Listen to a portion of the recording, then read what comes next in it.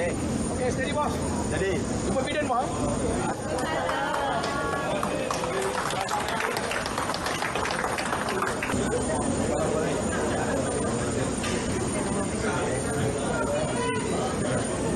Baik saudara, demikian visual sambutan hebat keluarga Malaysia menyambut kepulangan Perdana Menteri Datuk Seri Ismail Sabri Yaakob setibanya di tanah air pagi tadi. Perdana Menteri tiba di Pangkalan Udara Tentera Udara di Raja Malaysia TUDM setelah melakukan lawatan kerja selama 4 hari ke Amerika Syarikat AS.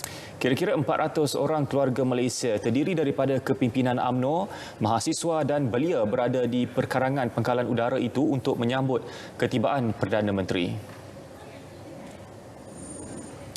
Turut menyambut Menteri Wilayah Persekutuan Datuk Seri Dr. Syahidan Kasim dan Menteri Pembangunan Luar Bandar Datuk Seri Mahathir Khalid.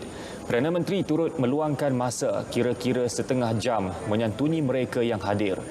Dalam lawatan kerja ke Amerika Syarikat, Datuk Seri Ismail Sabri mengambil bahagian dalam sidang kemuncak khas ASEAN AS di samping mengadakan pertemuan dengan Presiden Amerika Syarikat Joe Biden serta pemimpin negara-negara ASEAN. Beliau menyifatkan lawatan itu sebagai satu kejayaan dalam mengukuhkan lagi hubungan Malaysia AS serta ASEAN AS.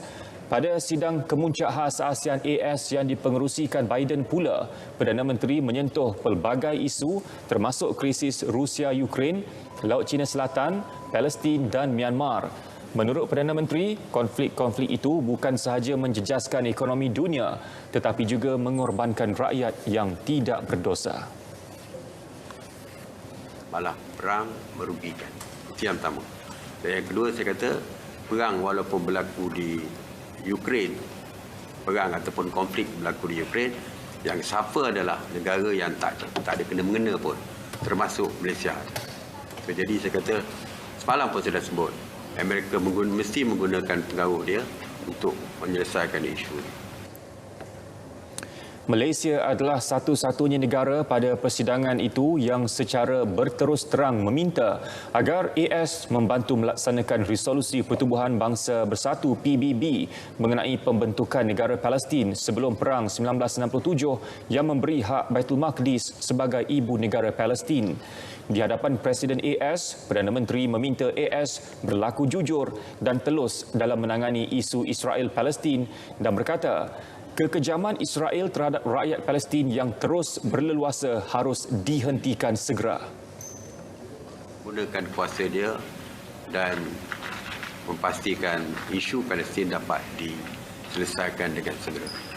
Kalau Amerika begitu cepat bertindak apabila kes berlaku di Ukraine, kita nak tindakan cepat juga dilakukan untuk menyelesaikan isu Palestin. Mengenai isu Laut Cina Selatan dan Myanmar pula, Malaysia mahu Laut Cina Selatan kekal sebagai kawasan bebas daripada campur tangan kuasa besar dan kekal sebagai kawasan perdagangan bebas dan meminta kuasa-kuasa besar sama ada China atau AS menghentikan provokasi di Laut Cina Selatan. Dalam isu Myanmar, Malaysia berharap ia dapat diselesaikan secara diplomatik dengan pematuhan konsensus 5 perkara ASEAN mengenai Myanmar. Sebagai sebuah negara paling terkesan dengan kebanjiran pelarian dari Myanmar, Malaysia meminta AS membantu memindahkan mereka ke negara ketiga lain.